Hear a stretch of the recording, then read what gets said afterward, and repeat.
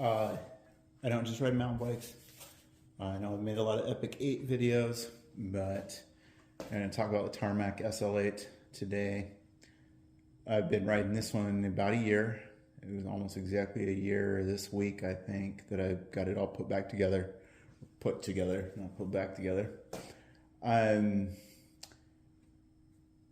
You've seen my video on why I did a custom build on an Epic 8. A lot of my reasoning was all the same here. So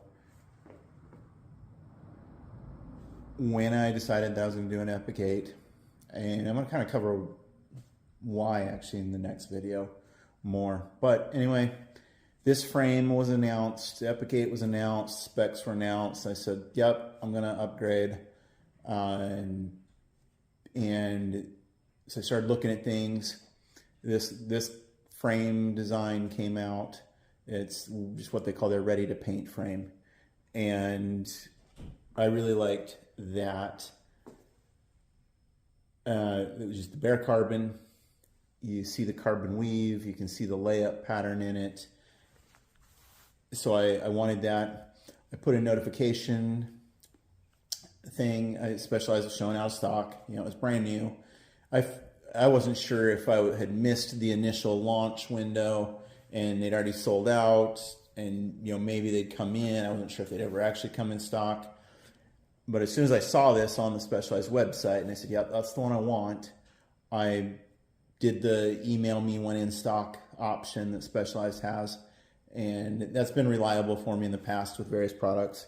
So I went ahead and did that. I can't remember the exact time, but it was like 24 to 48 hours later that it popped up in stock in my size. And basically like, oh crap, I had planned on saving for a while. So I bought it, had it shipped to the local dealer, and picked it up a week later. Put the frame on a shelf in my garage because I wanted to be able to build it right. Wanted to be able to build, you know, I wanted to put everything on it that I wanted. And so I knew I was going to have to save up a little bit for parts. The one-piece Roval bar that I wanted was not in stock in my size and, you know, width and length. So first reason that I decided to build my own was just I wanted the color. I didn't like the offerings from Specialized on the pre-built full packages. Second reason, I knew I wanted to build a little bit different than what they offered.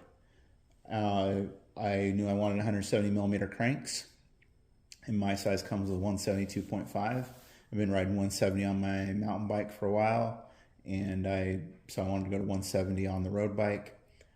I knew that the bar was going to come with a 420 millimeter and I think 100 millimeter stem. I wanted 38 centimeter bar, 380 millimeters, and a 90 millimeter stem.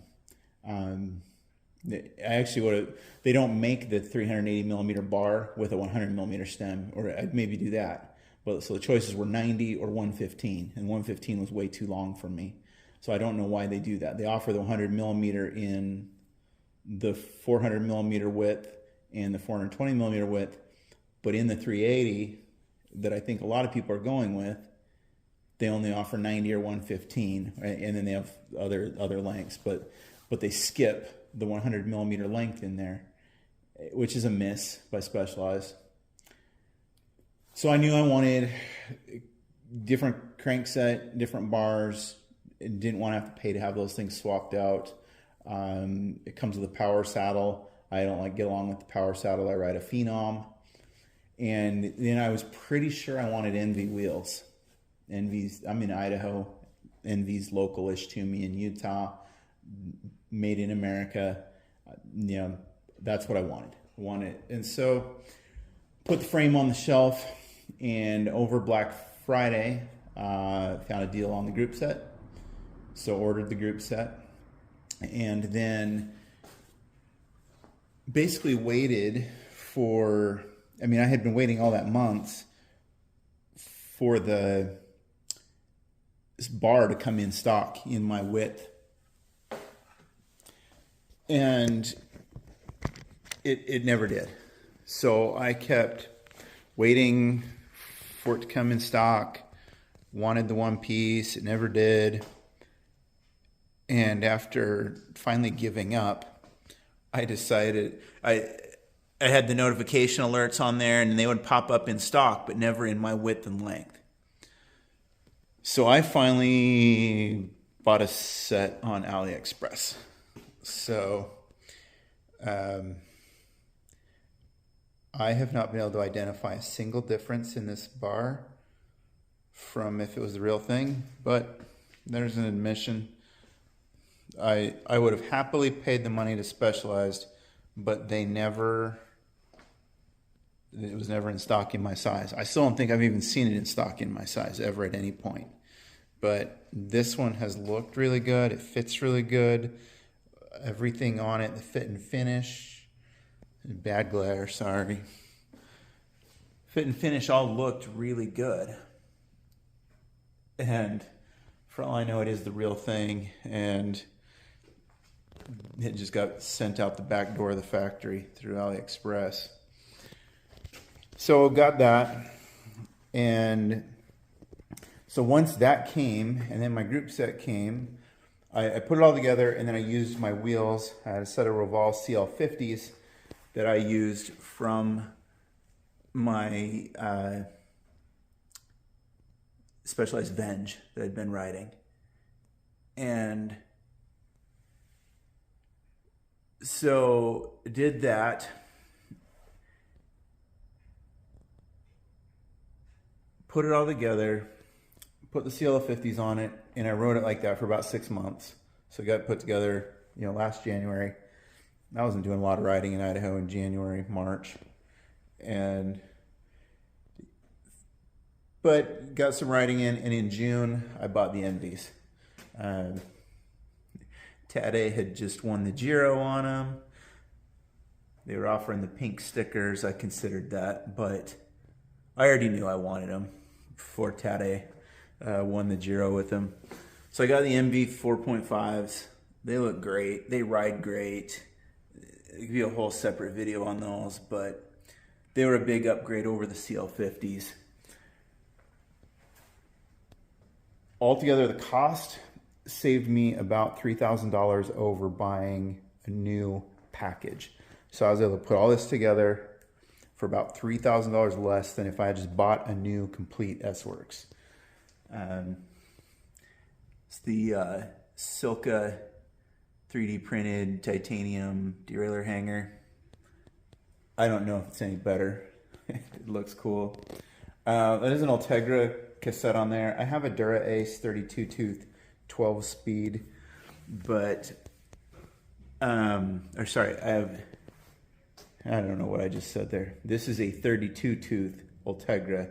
I had a 30 tooth 12 speed Dura Ace, and on my prior bike I always ran a 30 tooth, but I took the opportunity with 12 speed. You gain that extra gear, ratios end up a little closer. I went ahead and tried a 32. I had this on my trainer and figured I'd run it as kind of in general on the trainer, and then if I ever did any really big event with a lot of climbing, I could put that on there.